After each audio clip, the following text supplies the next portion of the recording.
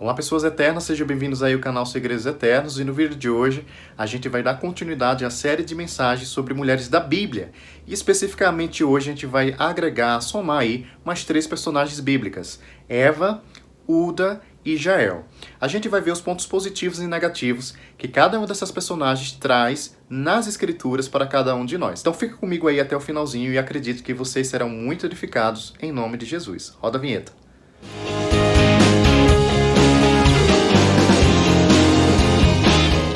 Quando a gente fala sobre a vida de Eva, basicamente tem que vir à nossa mente como sendo a mãe de todos, ou a mãe da vida. Eva significa mãe da vida, ou mãe daquela que gerou a vida.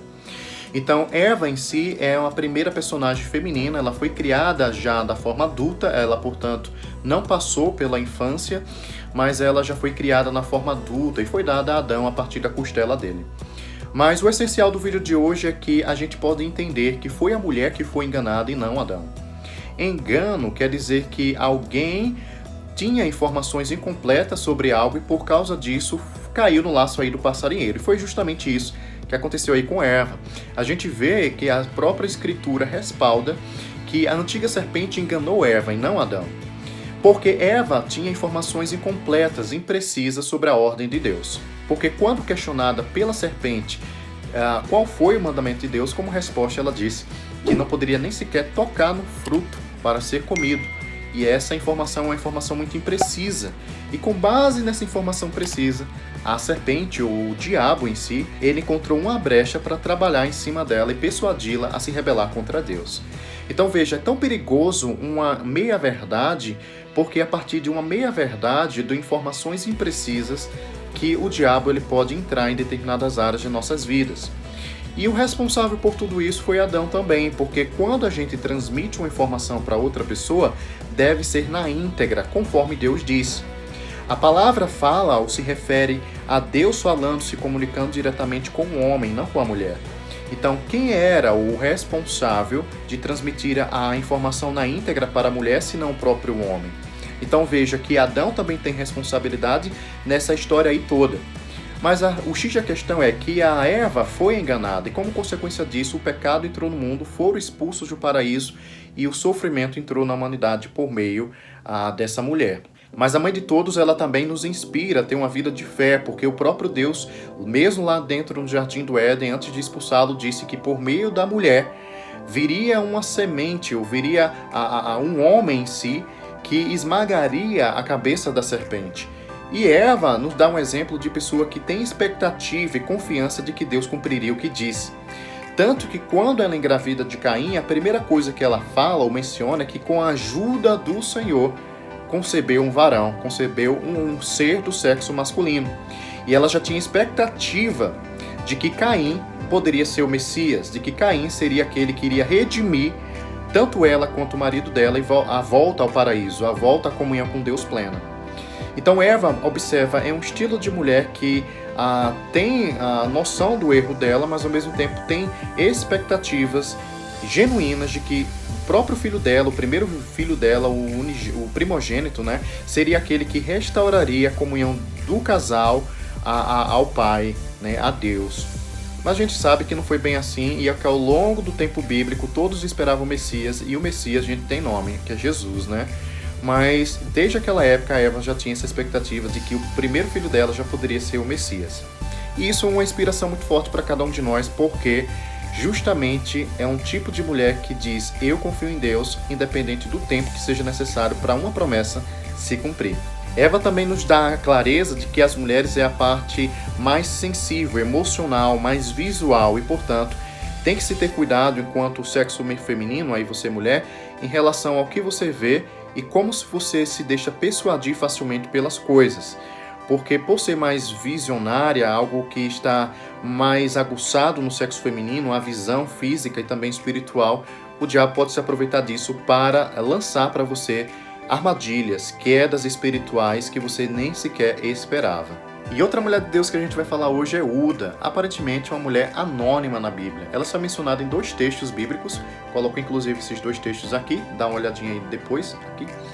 E basicamente Uda, ela é uma camponesa que é anônima, desconhecida, mas aos olhos do Eterno nunca foi desconhecida. Pelo contrário, ele utiliza a boca dessa mulher para restaurar a condição moral de Israel.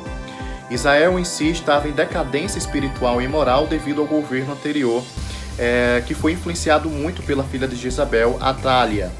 Mas atualmente, né, no contexto que aparece essa mulher, a gente vê Deus proferindo através da boca dele julgamento, conserto e restauração à nação, tanto moral quanto espiritual. De tal modo que o próximo rei, que seria Josias, ele restaura toda a cultura de adoração ao Deus vivo, ao Deus de Israel, ao nosso Deus, e ao mesmo tempo destrói todos os ídolos antigos, restaurando, né, renovando toda a situação espiritual da nação. Então, Hulda, aparentemente, ela é pouco mencionada nas escrituras, a gente vê raramente ela sendo mencionada nas pregações, mas ela tem lá sua importância, porque mesmo sendo anônima, ela é reconhecida pelos céus. Então você, mulher, mesmo que você se ache anônima, quando o céu se abre para você, você não é mais anônima. E é mais importante ser reconhecida pelos céus do que pelos homens. A gente sabe que existem determinados momentos que tanto o céu quanto os homens reconhecem uma chamada de Deus para a sua vida específica. Quando o rei Josias manda mensageiros para Hulda, não é qualquer pessoa não. É sacerdote e ministros. Para o quê? Para escutar a camponesa, né? A iletrada, analfabeta, coisa do tipo. Não interessa que rótulos coloquem em você. Quando Deus te valoriza, quando Deus enxerga você, ele faz com que os grandões parem para ouvir você. E Hulda é justamente um estilo de mulher nesse sentido, que mesmo sendo anônima, mesmo não sendo reconhecida pelos homens, aparentemente, os céus já estavam de olho nela e ela fez o que deveria ser feito de forma simples e objetiva e trouxe resultado específicos e concretos para aquela nação. E a última personagem bíblica que a gente vai mencionar hoje é Jael. Jael em si, sabe aquele bolo, quando você produz um bolo bem bonito e tem aquela velha expressão social que a gente diz, olha, só falta agora a cereja do bolo. Então a Jael aí, essa mulher, ela pode ser comparada à cereja do bolo para a finalização de toda a sua produção. Por quê? Porque o contexto, vamos dizer assim, de história que ela está envolvida, na verdade é contexto de batalha, de vitória de Israel contra um outro exército inimigo. E dentro dessa batalha, desse contexto todo, a personagem principal que ela se liga, essa personagem Jael se liga diretamente, é Débora, a profetisa. Débora, a profetisa, liderou todo o exército de Israel numa batalha, e antes mesmo dessa batalha iniciar, ela disse, por meio do Espírito de Deus, que toda a glória seria devolvida a Deus por meio de uma mulher. Era uma mulher que iria finalizar toda a batalha, e assim aconteceu. Porque o exército inimigo tinha um general chamado Cícera, e ele conseguiu escapar da batalha. Aparentemente, né? Porque ele entra justamente na tenda de Jael e recebe uma ajuda, entre aspas, porque essa mulher é uma mulher muito astuta. Ela reconheceu de imediato quem era Cícera, quem era aquele general, e ela acolhe, né, esse general na tenda dela, de modo que o engana. Né? Ela engana ele e diz, olha, eu vou te dar leite e não se preocupa, pode ir dormir ali, que se alguém passar em frente à tenda perguntando se eu vi você, eu vou dizer que não vi não. E aí o Cícera cai nessa lábia, né, e vai lá dormir. E enquanto ele vai dormir, o que é que essa mulher faz? Ela pega uma estaca, um pedaço de pau enorme, pontiagudo, e enfia onde? Na têmpora, nessa região aqui da cabeça desse general. De modo que a Bíblia relata que atravessou toda a cabeça dele e chegou até o solo, até o chão, né?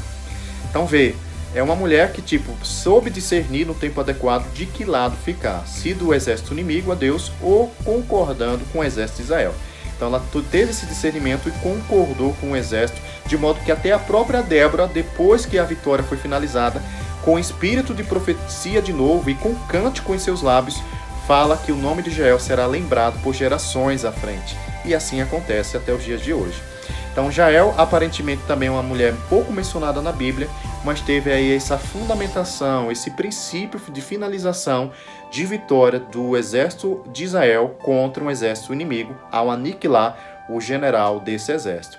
Então fica algumas lições a partir, né, da vida de Jael. A gente vê que na mulher em si existe perspicácia, a capacidade de discernir o que fazer e como fazer. Aparentemente ela poderia se assustar, aparentemente ela poderia ficar intimidada com aquela visita, mas ela soube controlar o emocional dela e soube agir no devido tempo e de forma certa, de como fazer as coisas acontecerem. Se fosse outra mulher naquela situação, provavelmente ia ficar nervosa, o emocional iria se abalar e, lógico, aquele inimigo iria fugir. Ou mesmo iria aniquilar também aquela mulher, né? Mas enfim, tudo cooperou para que aquela mulher pudesse finalizar essa batalha dessa forma, e fica aí a lição de moral. As mulheres em si, elas também têm esse poder, né, de discernimento que pode ser aguçado mais em umas e outras nem tanto. Então, sou Douglas Carvalho, espero que vocês tenham gostado especificamente desse vídeo de hoje. Tem uma série de outros vindo por aí, inclusive tem outros já postados aqui. Mais uma vez te peço, se inscreve no canal, ativa o sininho, porque aí toda segunda-feira que eu estiver aqui eu estou postando esses novos vídeos que vão ser tijolinhos, colocado um em cima do outro, para que a gente tenha uma visão depois panorâmica sobre todas as mulheres da Bíblia. 70, em torno de 70. Então tem uma estradazinha um pouquinho longa aí pela frente, mas acredito que de pouquinho em pouquinho, como a gente fala naquele velho ditado, né? De grão em grão, a galinha enche o papo, é mais ou menos esse sentido. De vídeo em vídeo, a gente completa essa visão geral sobre as mulheres, a figura feminina nas Escrituras. Quero que você saiba que vocês são mais que número, vocês são o melhor de Deus. Shalom.